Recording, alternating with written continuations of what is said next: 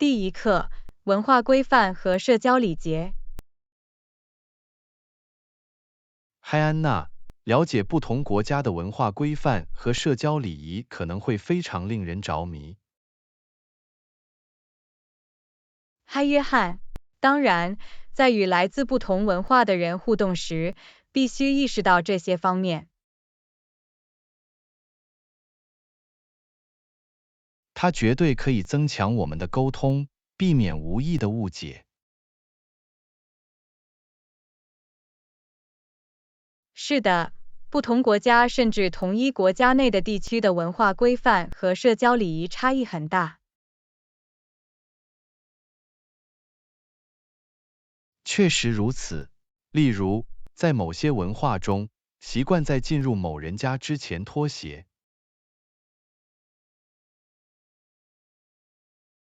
绝对，他尊重他们的空间并保持地板清洁，在其他文化中，可能没有必要。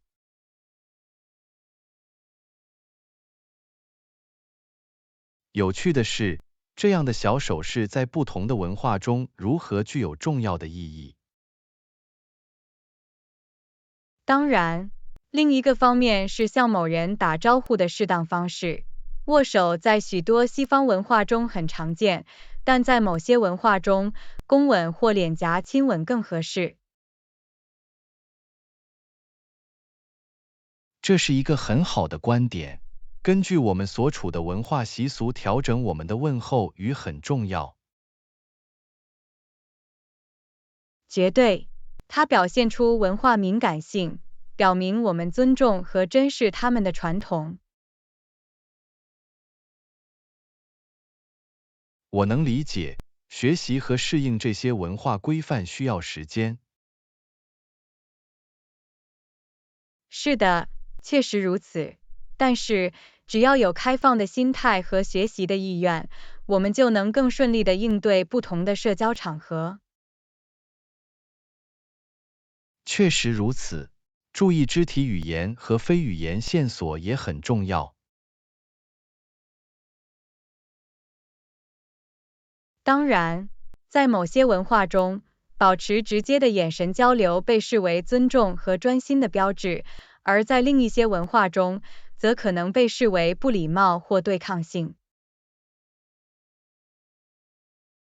令人着迷的是，像眼神交流这样简单的事情，在不同文化中都有不同的含义。绝对，这就是为什么我们的研究和观察当地人在访问新地方时的行为至关重要。这样，我们就可以相应的调整自己的行为，尊重我们所处国家的文化规范。确切地说，这一切都是为了增进理解并与来自不同背景的人建立积极的联系。我完全同意。通过了解和尊重文化规范，我们可以促进和谐并创造有意义的互动。当然，这是一个持续的学习过程，但值得为弥合文化差距和建立更牢固的关系付出努力。感谢您分享这些见解，这是一次宝贵的对话。第二课：旅行规划。安娜你好，所有的出发时间都很完美，我一定要去看看。嗨，约翰，这是个好主意。在计划行程时，仔细检查出发时间总是很重要的。绝对，我从经验中了解到，错过航班会带来很大的压力和不便。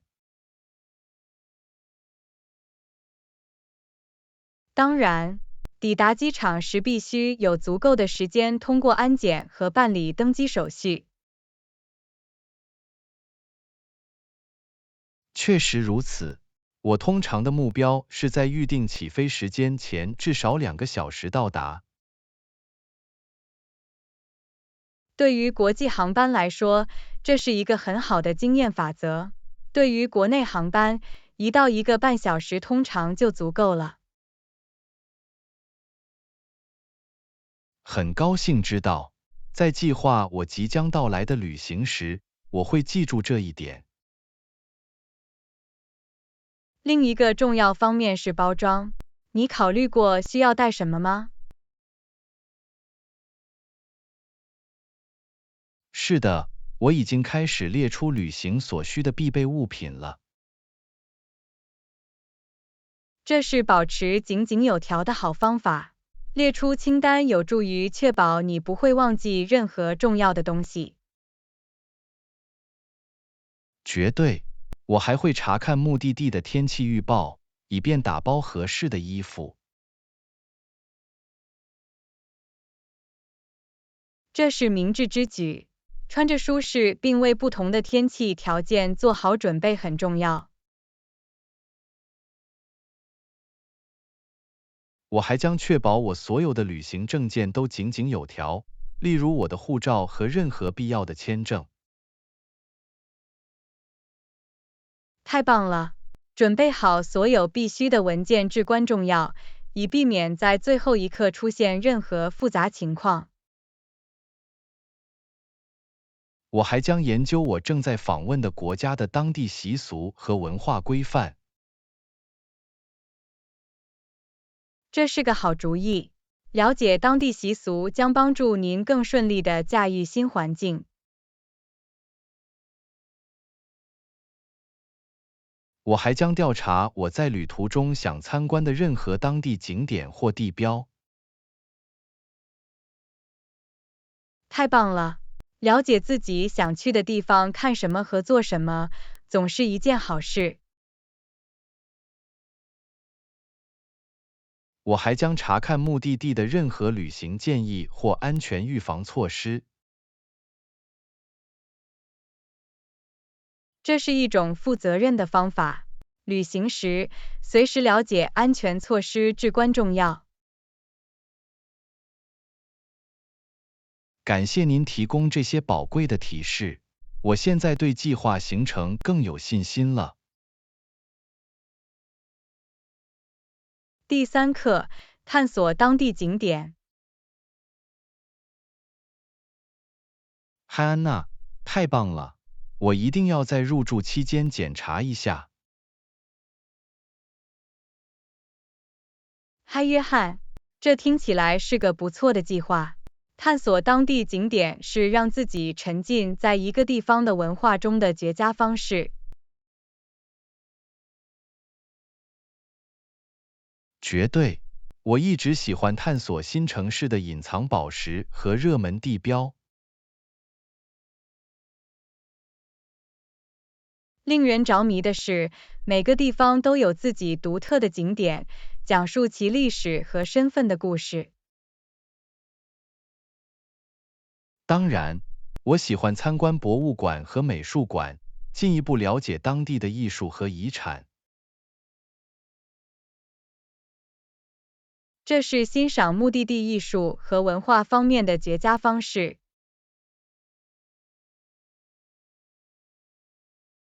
我也喜欢探索历史遗迹和古迹，它们提供了对一个地方过去的见解。历史遗迹就像通往过去的窗户，使我们能够与一个地方的丰富遗产建立联系。我也有兴趣尝试当地美食，食物可以成为文化认同的重要组成部分。绝对，品尝当地菜肴和风味是体验新地方的美味方式。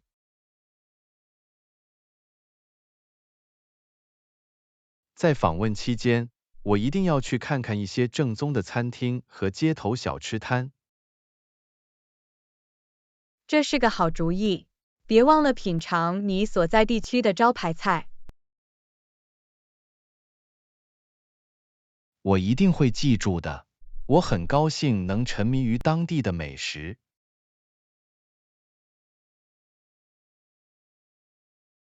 另一个值得探索的有趣方面是当地的音乐和表演艺术界。确实如此，参加音乐会、现场表演甚至传统舞蹈表演可能非常迷人。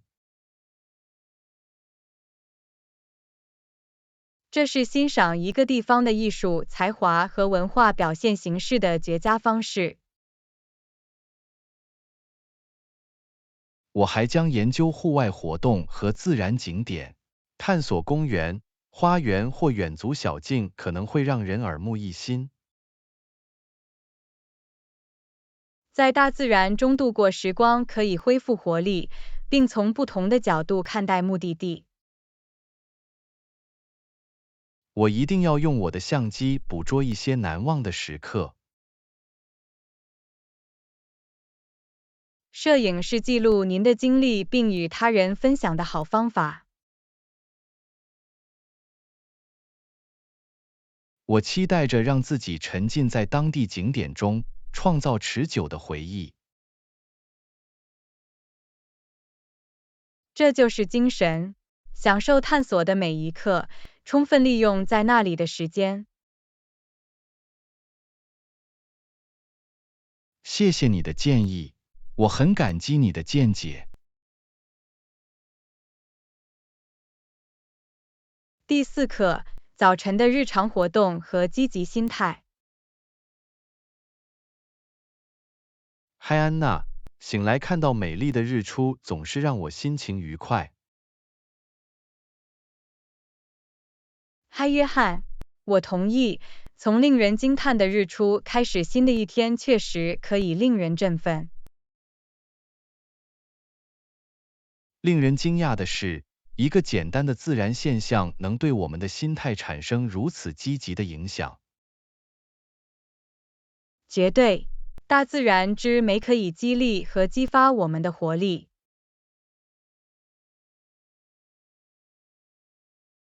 除了享受日出外，我还喜欢通过一些轻度运动来开始新的一天。这是让身体活动和唤醒肌肉的绝佳方式。它让我感到更加清醒，为迎接当天的挑战做好了准备。我是晨间瑜伽的粉丝，它不仅可以伸展我的身体，还可以使我的心灵平静下来。瑜伽是在潜入一天活动之前找到平衡和集中注意力的好方法。我也觉得它既安慰又舒缓，它为当天定下了积极的基调。运动后，我喜欢吃一顿营养丰富的早餐，为我的身心补充能量。早餐确实是一天中最重要的一餐，它为我们提供了保持专注所需的能量。我通常会选择蛋白质、全谷物和水果的混合物，以保持整个早晨的精力充沛。这是一种健康的方法，用正确的营养来滋养我们的身体很重要。除了身体健康，心理健康对于高效的一天也至关重要。绝对，花点时间进行冥想或正念可以帮助平静心灵并减轻压力。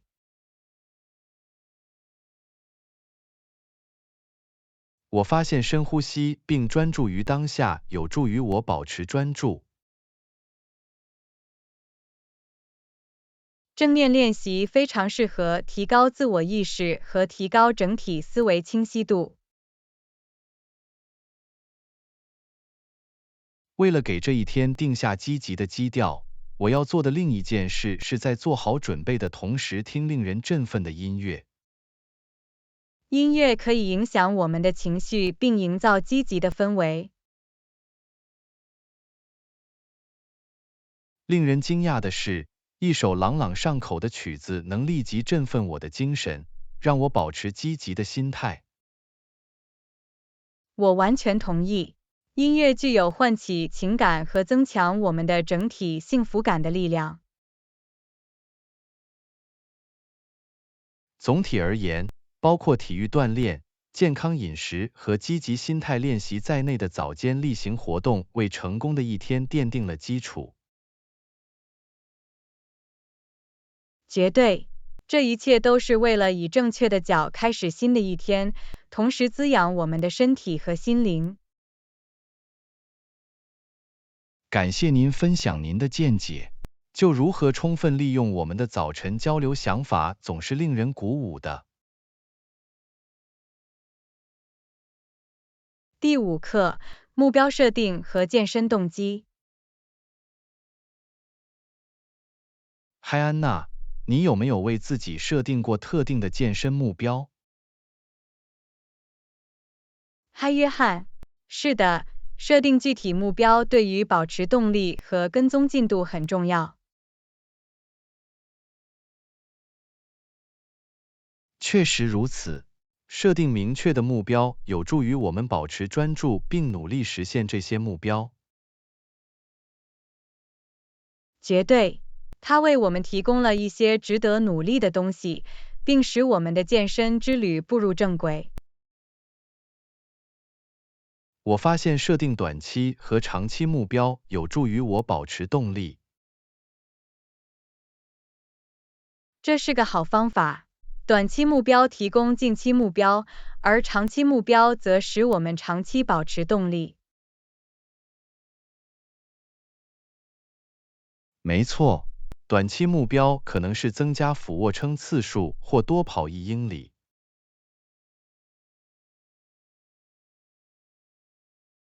长期目标可能是完成马拉松或达到特定的体重或身体成分。使我们的目标切实可行很重要，这样我们就不会灰心。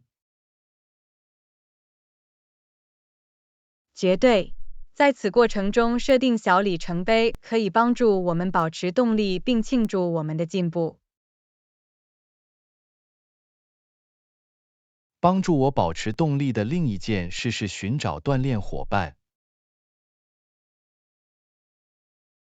有个锻炼伙伴可能非常有益，它增加了问责制元素，使锻炼更加愉快。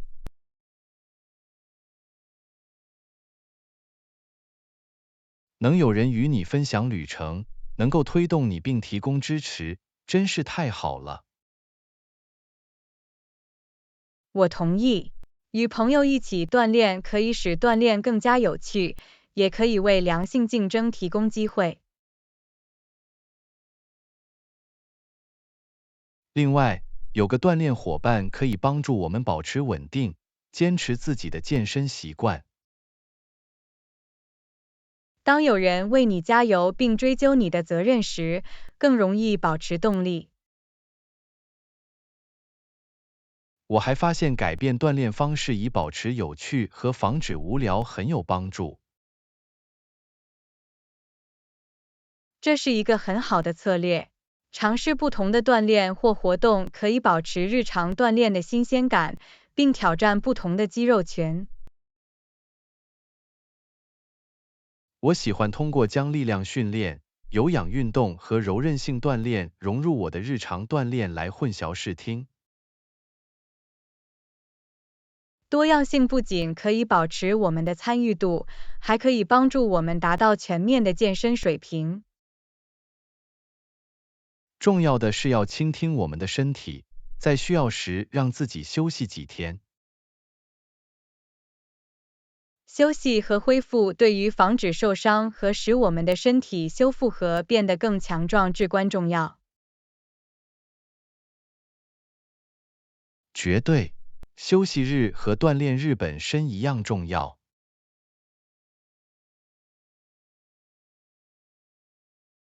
总体而言，设定具体目标和寻找锻炼伙伴有助于我们保持动力并致力于健身之旅。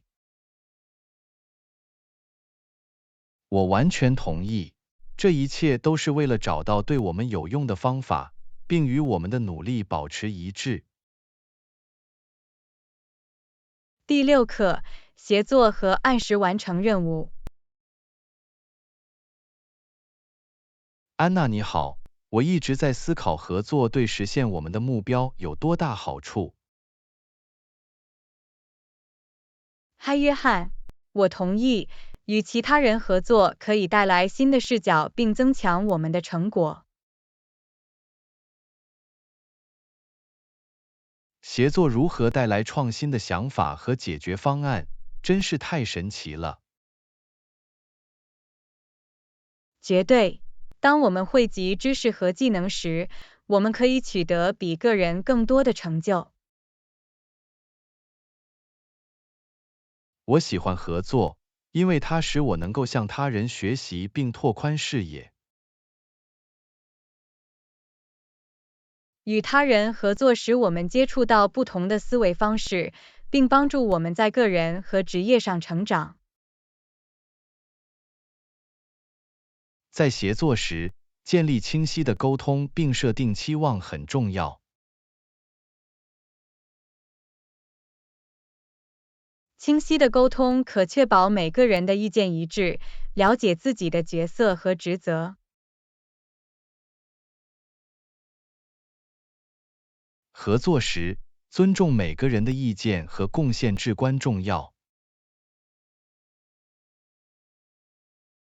尊重可以创造一个积极和包容的环境，让每个人都感到被重视，并有动力尽其所能。处理截止日期是协作的另一个关键方面。你如何有效地管理它们？在截止日期之前完成任务需要良好的时间管理和优先排序技巧。我发现将较大的任务按照自己的截止日期分解成更小的，可管理的快会很有帮助。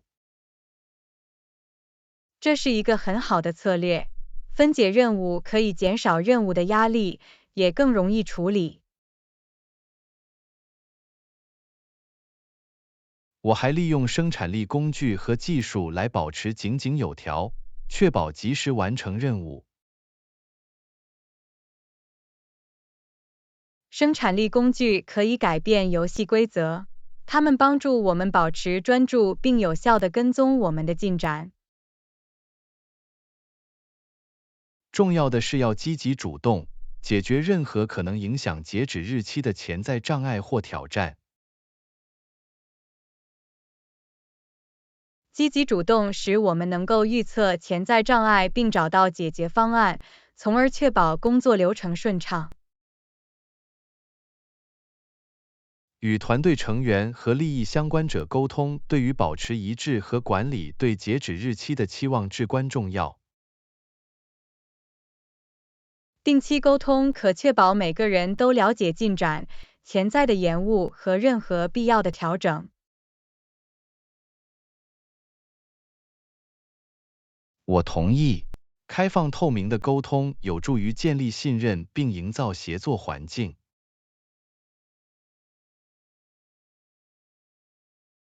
协作时，灵活性和适应性也很重要，因为可能会出现意想不到的变化。保持灵活性使我们能够调整计划和优先事项，同时仍能在整个项目截止日期之前完成任务。总体而言，协作和有效的最后期限管理对于成功的团队合作和项目完成至关重要。我完全同意，协作可以激发我们的精华，帮助我们共同取得丰硕成果。第7课，组织开支和预算。你好 Anna， 在管理开支方面，你会记录收据吗？嗨，约翰，是的，我一定要领取所有餐费、交通费和其他费用的收据。这是一种很好的做法。拥有收据有助于准确跟踪和组织我们的开支。绝对。重要的是要记录我们的支出，以有效地进行预算。说到预算，你对如何明智的管理开支有什么建议吗？我觉得有用的一个策略是制定每月预算并坚持下去。这是个好方法。制定预算使我们能够明智地分配资金，避免超支。根据我们的需求和财务目标确定开支的优先顺序也很重要。我同意。通过区分需求和需求，我们可以就支出做出明智的决定。另一个提示是定期跟踪我们的开支，以确保我们保持在预算范围内。记录开支有助于我们确定在需要时可以削减的领域。绝对。它使我们清楚地了解了资金的去向，并在必要时帮助我们进行调整。你有什么在享受生活的同时省钱的策略吗？一种方法是在购买时寻找优惠和折扣。这是一种明智的方法。查看销售情况或使用优惠券来省钱总是值得的。另一种策略是计划膳食和在家做饭，而不是经常外出就餐。在家做饭不仅可以省钱，还可以让我们吃到更健康、更有营养的饭菜。我还发现设定储蓄目标和自动定期向储蓄账户存款很有帮助。自动储蓄是确保我们持续为未来留出资金的好方法。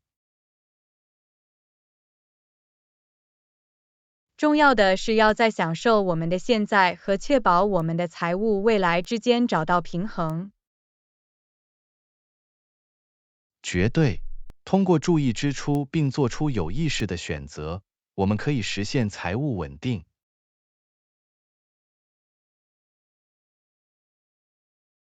而且，通过收据和预算清楚地了解我们的支出，有助于我们步入正轨。感谢您分享您的见解。交流关于管理开支和预算的想法总是很有价值的。第8课，计划旅行。嗨，安娜，我一直在考虑我们即将到来的旅行，听起来很完美。你检查过航班和住宿了吗？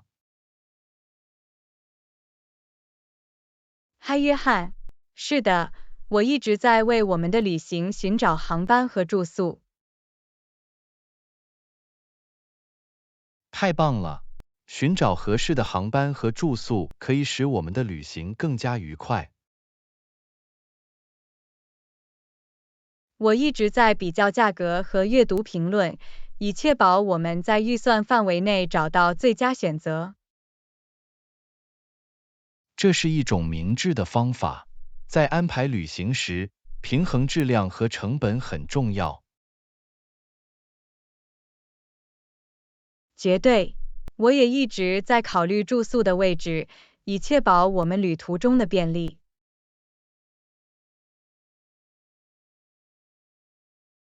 位置是关键。住在中心区域可以为我们节省时间，并使探索周围环境变得更加容易。我一直在查看任何可能适用于航班或住宿的特别优惠或折扣。利用优惠和折扣可以帮助我们在旅途中为其他活动节省一些钱。我也一直在研究目的地的交通选择，提前做好出行计划很重要。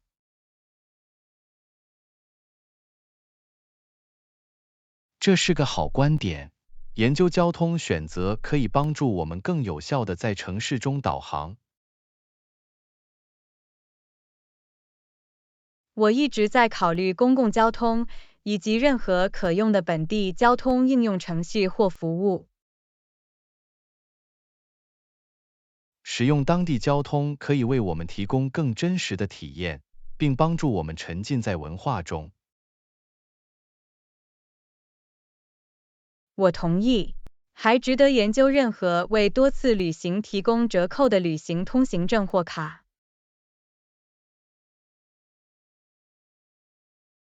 这是个好主意。旅行通行证可以为我们省钱，并使探索不同的景点变得更加方便。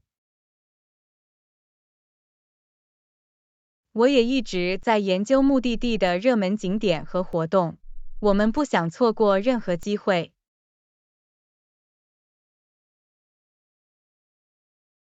绝对，提前规划使我们能够创建包含我们最感兴趣的地方和体验的行程。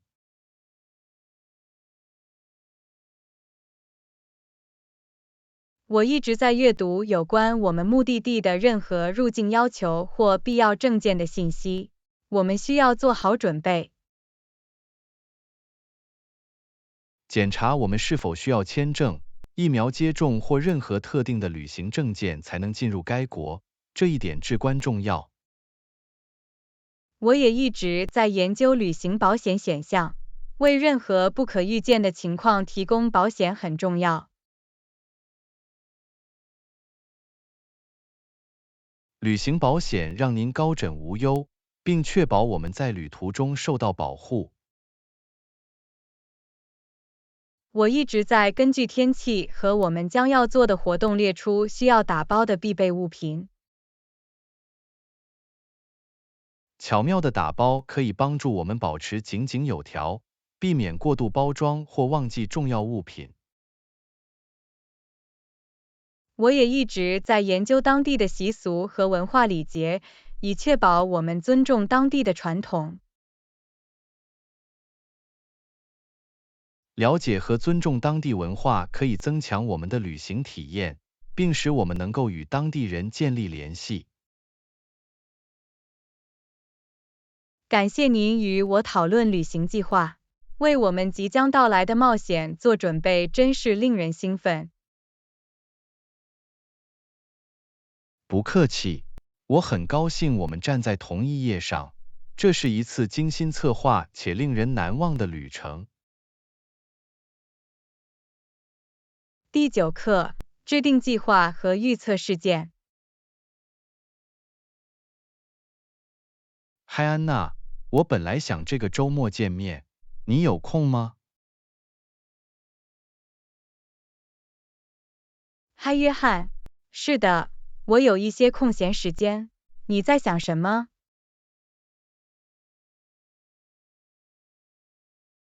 我们去看电影怎么样？我一直想看到一个新版本。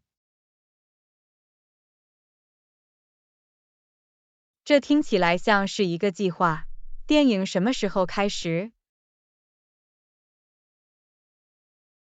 它将在下午2点播出，这对你有用吗？太完美了，我会把它标记在我的日历上。我们要去哪个剧院？我们去市中心的那个吧，离我们俩都更近了。太棒了，我会在那里见到你。你看过这部电影的评论了吗？是的，我查了一下，评论非常积极，这似乎是一个不错的选择。我很兴奋，我一直很喜欢和你一起看电影。同样地，分享经验并在之后进行讨论总是很有趣。顺便问一下，你听说过附近开设的新咖啡馆吗？不，我没有。告诉我更多有关这件事的信息。它被称为啤酒避风港。它们有各种各样的咖啡混合物和美味的糕点。这听起来很诱人。电影开始前，我们在那里喝杯咖啡怎么样？这是个好主意。我们可以一边喝杯咖啡一边聊一聊。我很期待。让我们在下午1点左右在咖啡馆见面，然后去剧院。听起来像个计划。下午1点在 The Brewhaven 见。完美，我会去的。我等不及我们的电影放映和咖啡时间了。我也是。这将是一个很棒的周末。很快见。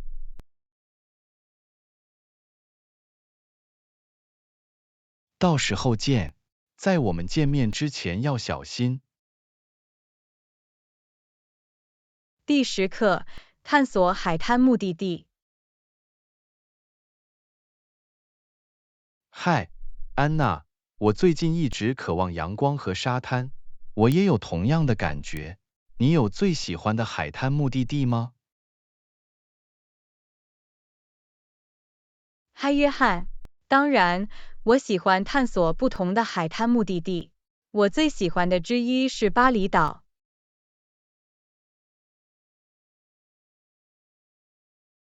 巴厘岛听起来很棒。你喜欢它什么？原始海滩、清澈的海水和充满活力的文化使其成为完美的度假胜地。这听起来不可思议。我听说过很多关于加勒比海海滩的信息。你去过那里吗？是的，我很幸运能参观几个加勒比海岛屿。沙滩和碧绿的海水令人叹为观止。太棒了！你会为初次来访的游客推荐哪个岛屿？如果你正在寻找休闲与冒险相结合的体验，我建议你去多米尼加共和国。多米尼加共和国听起来很有趣。人们可以在那里享受哪些活动？您可以尽情享受浮潜等水上运动，在国家公园远足，或者干脆在迷人的海滩上晒太阳。这听起来像是活动的完美结合。我一直想去希腊。你去过那里吗？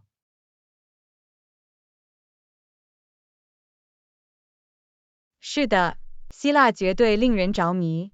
圣托里尼岛和米科诺斯岛的海滩值得购买明信片。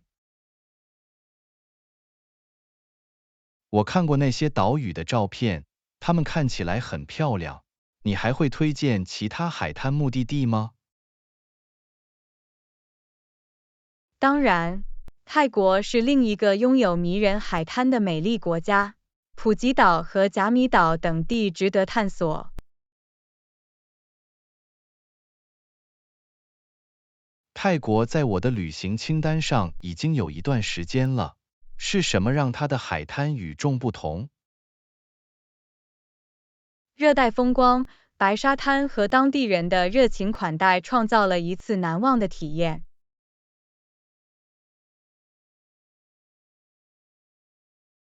我等不及要去这些地方了。你发现了任何隐藏的宝石吗？我发现的一颗隐藏的宝石是塞舌尔，这是一组以其幽静而风景如画的海滩而闻名的岛屿。塞舌尔听起来像天堂，我一定会把它添加到我的旅行愿望清单中。这是一个你不会后悔去的目的地。那里的自然美景简直令人叹为观止。感谢您分享这些令人惊叹的海滩目的地，我受到启发，开始计划下一次旅行。第11课，实施合作时间表。嗨，安娜，我已经审查了提案，我必须说，它很有希望。让我们来谈谈实施这种伙伴关系的时间表。嗨，约翰，我很高兴你喜欢这个提议。我同意，制定明确的时间表对于成功的伙伴关系至关重要。绝对，我们应该首先讨论最初的步骤。你认为我们什么时候可以开始？我相信我们可以在下个月启动实施进程，这对你有用吗？这听起来很合理。我们需要分配资源，让我们的团队为合作做好准备。同意。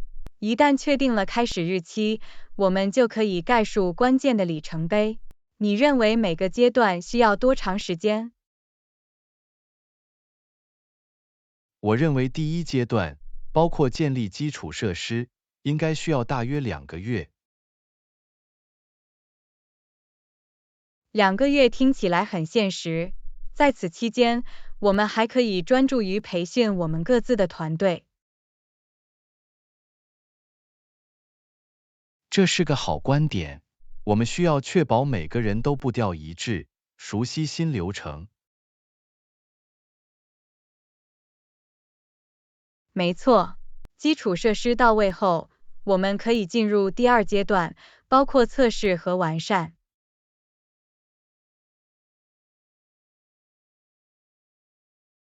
我预计这个阶段将持续大约3个月。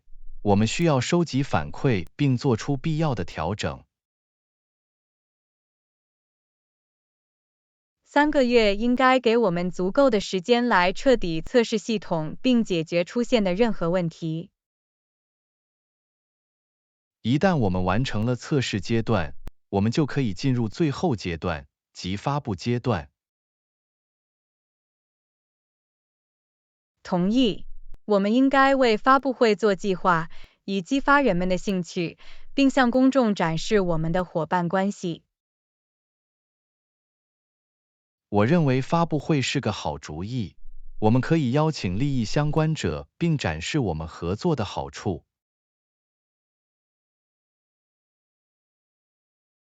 这听起来像是一个计划。我们的目标应该是从开始之日起大约4个月后举行发布会。4个月应该使我们有足够的时间来整理悬而未决的问题，确保成功发射。我同意。重要的是要在时间表上留出一定的灵活性，以应对意想不到的挑战。绝对，留出一些缓冲时间来处理不可预见的情况总是明智的。伙伴关系建立并运行后，我们可以继续监控其进展情况，并在此过程中做出必要的调整。持续的评估和改进是我们伙伴关系长期成功的关键。我完全同意。通过保持积极主动和适应能力，我们可以确保强大而富有成效的合作。我对这种伙伴关系的潜力感到兴奋，让我们共同努力，使其取得圆满成功。我和你一样热情，我相信我们的共同努力将取得丰硕成果。让我们开始吧。绝对，让我们深入探讨，让这种伙伴关系蓬勃发展。第12课，瑜伽和伸展运动。嗨安娜，我最近一直在尝试一些瑜伽练习，你做过瑜伽吗？嗨，约翰。是的，我经常练习瑜伽，这是保持灵活性和缓解压力的好方法。这很有希望。我一直在为灵活性而苦苦挣扎，尤其是我的肌肉。有任何提示吗？一个可以起到帮助作用的姿势是朝下的狗，它可以很好的伸展您的肌肉，尤其是腿筋和小腿。这听起来很有趣。你是怎么做朝下的狗姿势的？从双手和膝盖开始，然后抬起臀部，与身体形成倒置的 V 形状。我会试一试的。你还推荐其他的肌肉拉伸姿势吗？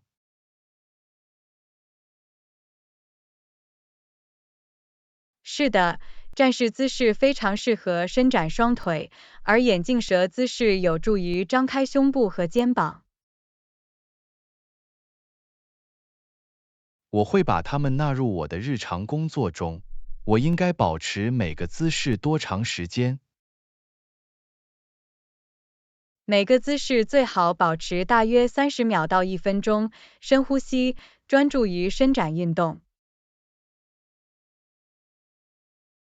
这是有道理的。一天中有什么特别的时间最适合做瑜伽和伸展运动吗？你可以随时练习适合自己的瑜伽，但是许多人发现在早上做瑜伽可以为自己的一天注入活力。然后我会尝试将瑜伽融入早间的日常活动中。你有推荐的资源或应用程序吗？在线上有许多很棒的资源，Yoga Studio 和 Down Dog 等应用程序为所有级别提供指导瑜伽课程。我会检查的。对于像我这样的初学者，你还有其他建议吗？记住要倾听自己的身体，切勿强迫自己摆姿势，在挑战与舒适之间找到平衡很重要。这是个好建议，我会记住的。感谢您分享您的知识。不客气，我很高兴我能帮上忙。瑜伽是一种很好的练习，可以使身体和心灵都受益。我很高兴能开始我的瑜伽之旅，并亲身体验其中的好处。再次感谢。第13课，分析竞争对手的策略。嗨安娜，我一直在仔细研究竞争对手的策略，你觉得他们怎么样？嗨，约翰，随时了解我们的竞争对手很重要。到目前为止，你发现了什么？好吧，他们似乎专注于扩大在线业务，并提供个性化的客户体验。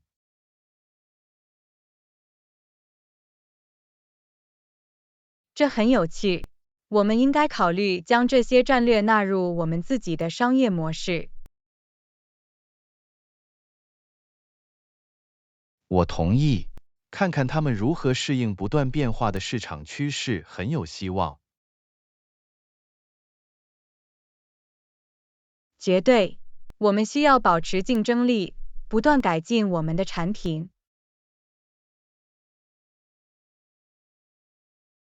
没错，通过分析他们的策略，我们可以确定可以脱颖而出的领域。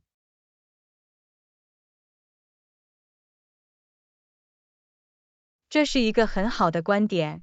我们应该利用我们的独特优势，在竞争中脱颖而出。我还注意到他们在社交媒体广告上投入了大量资金，我们的营销工作可能值得考虑。社交媒体广告可以有效地吸引更广泛的受众，我们应该探索这条道路。当然，掌握最新的营销技术和平台至关重要。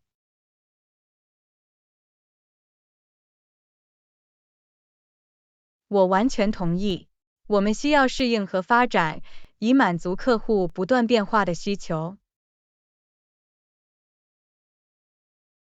我认为对竞争对手的优势和劣势进行透彻的分析是有益的。我完全同意，了解他们的策略并找到可以脱颖而出的机会至关重要。通过这样做，我们可以制定一项全面的计划，将自己定位为市场的领导者。绝对，它将为我们提供竞争优势，帮助我们吸引和留住客户。我很高兴我们站在同一页上，让我们收集我们的发现并与团队讨论。这听起来像是一个计划。协作和集思广益将帮助我们提出创新的解决方案。我对可能性感到兴奋，有了正确的策略，我们就能超越竞争对手。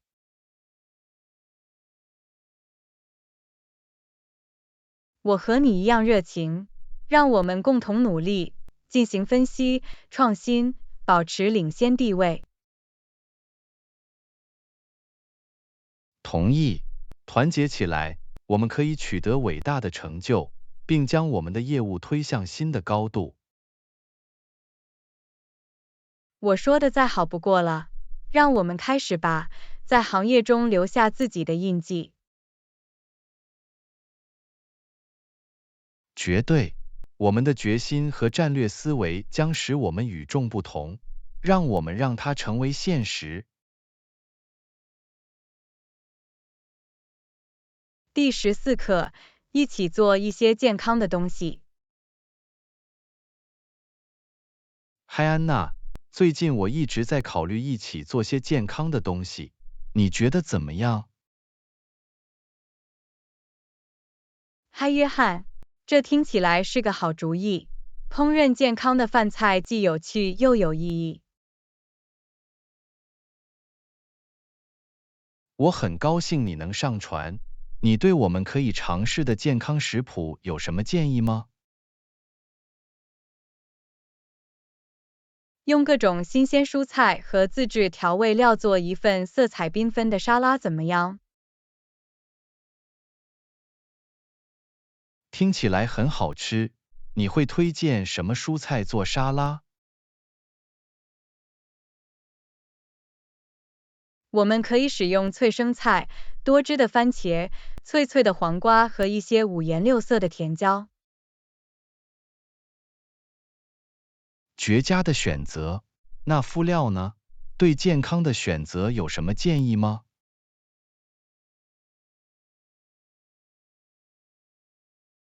我们可以用橄榄油、香醋、地溶芥末和少许蜂蜜做一个简单的香醋。这听起来像是一种美味的组合，我很高兴能尝试一下。下一步是什么？我们将把蔬菜洗净切碎，然后把它们一起扔进一个大碗里。我们是否应该添加任何蛋白质来使其成为更饱腹的饭菜？是的，我们可以添加一些烤鸡肉或煮鸡蛋作为蛋白质，甚至可以添加一些鹰嘴豆作为素食选择。这是个好主意，它将为沙拉添加更多物质。那调味料呢？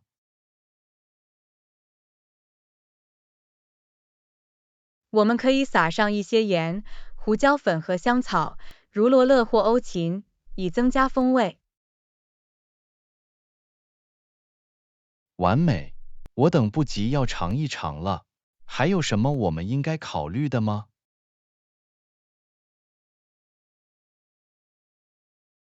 我们还应确保添加一些健康的脂肪，例如鳄梨片或烤坚果。这是个好观点。健康的脂肪对均衡饮食很重要。我们应该立即送达吗？是的，最好在蔬菜还清脆有活力的时候享用新鲜的沙拉。听起来不错，让我们开始我们的健康烹饪之旅。我很高兴能学习和创造一些美味的东西。我也是，一起做饭不仅是建立联系的好方法，也是探索新口味和技术的机会。我完全同意，这是一个在滋养我们身体的同时扩大我们的烹饪视野的机会。绝对，在家做健康的饭菜有助于我们保持对食材的控制，并做出有意识的选择。确实如此，确切的知道我们的饭菜里有什么，这很有力量。另外，从长远来看，它可以为我们省钱。当然，这是一个双赢的局面。你准备好和我一起踏上这段健康的烹饪之旅了吗？绝对，让我们潜入营养美味的烹饪世界。我很感激你能成为我的烹饪伙伴。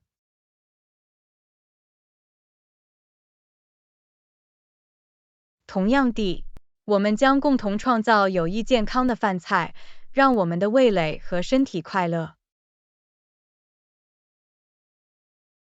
我等不及要开始了，让我们让健康烹饪成为我们生活的常态。第15课：平衡工作与生活。嗨，安娜，在我们上一次会议上，我们就工作与生活的平衡进行了交谈。你对此有何看法？嗨，约翰，工作与生活的平衡对我们的整体福祉至关重要。在我们的职业生活和个人生活之间找到和谐是至关重要的。绝对，保持平衡可能具有挑战性，尤其是在工作要求很高的情况下。切实如此，重要的是要设定界限并优先考虑自我保健，以避免精疲力尽。我完全同意。你如何设法保持健康的工作与生活平衡？我一定要定期安排休息时间，为能给我带来欢乐和放松的活动分配时间。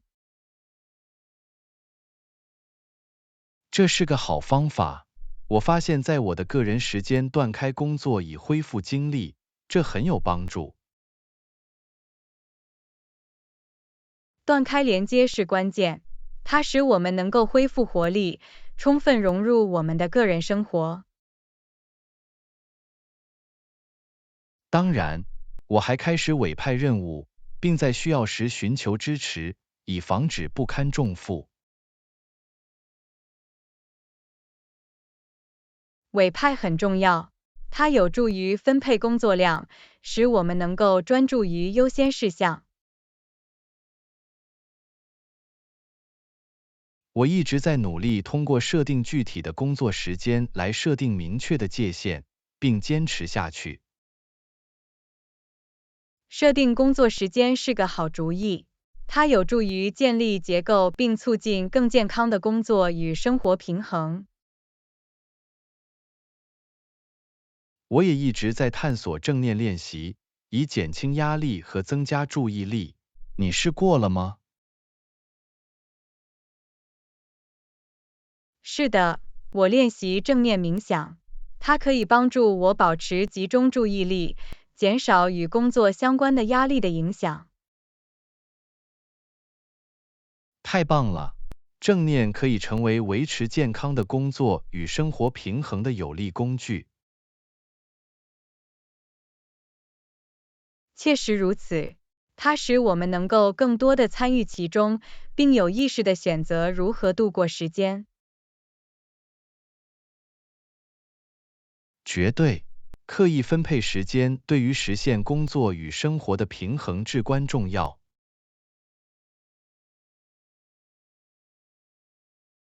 同意，这是关于找到适合我们个人的正确混合物，满足我们的个人需求。我认为组织促进工作与生活的平衡和培养支持性文化非常重要。我完全同意。组织在创造重视工作与生活平衡的环境中起着至关重要的作用。通过优先考虑工作与生活的平衡，我们可以提高生产力、满意度和整体幸福感。确实如此，对于员工和整个组织来说，这是一个双赢的局面。我很高兴我们能进行这样的对话，这让我想起了保持健康的工作与生活平衡的重要性。我也很高兴，让我们继续优先考虑工作与生活的平衡，并激励其他人也这样做。绝对，我们可以共同创造积极的转变，实现更健康的工作与生活平衡。我相信我们可以有所作为，让我们以身作则，鼓励其他人找到自己的工作与生活和谐关系。我同意你的看法，这是为了实现工作与生活的平衡，过上充实的生活。第16课，新年决议。嗨，安娜，你想过新年的任何决议吗？嗨，约翰，是的，我相信制定决议是开始新的一年的好方法。你做了吗？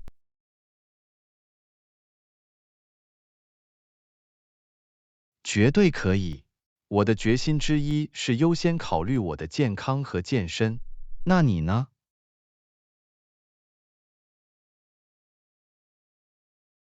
这是一个很好的分辨率。我还想专注于自己的健康，将更多的自我保健措施纳入我的日常生活中。太棒了！照顾好自己应该永远是重中之重。你的清单上还有什么？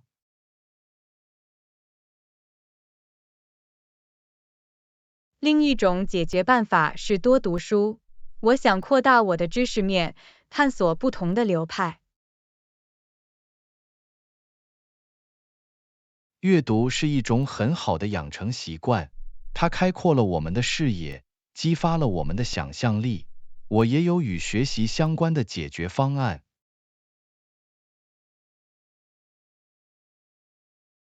真的吗？你的决心是什么？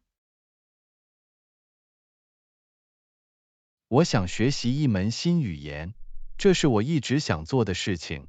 我认为今年是开始的最佳时机。太棒了！学习一门新语言为新的文化和机遇打开了大门。你对哪种语言感兴趣？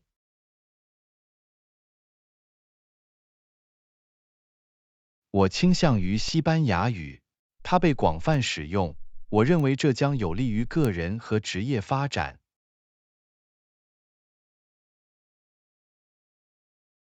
太有趣了！学习西班牙语肯定会提高你的沟通能力。我祝你在决议中一切顺利。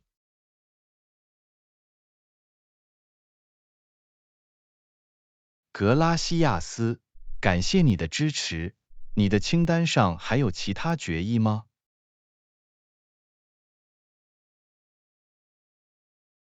是的，我想发展一种持续的冥想练习，它将帮助我培养正念并减轻压力。这是一个很好的分辨率。每天花点时间让心灵平静下来，会对我们的整体健康产生深远影响。绝对，在我们忙碌的生活中找到和平与安宁的时刻很重要。你还有什么想法？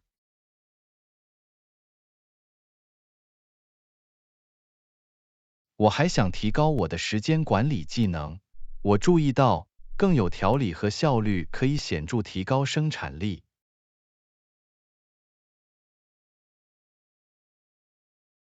的确，时间管理是关键，它使我们能够充分利用我们的日子，更有效地实现我们的目标。这是一个不可思议的解决方案。旅行可以开阔我们的视野，使我们接触不同的文化，这是学习和成长的绝佳方式。我完全同意。所以，这些是我们新年的决心，让我们互相支持，让它们成为现实。绝对，团结起来，我们可以做出积极的改变，并在未来度过充实的一年。这是为了实现我们的决议。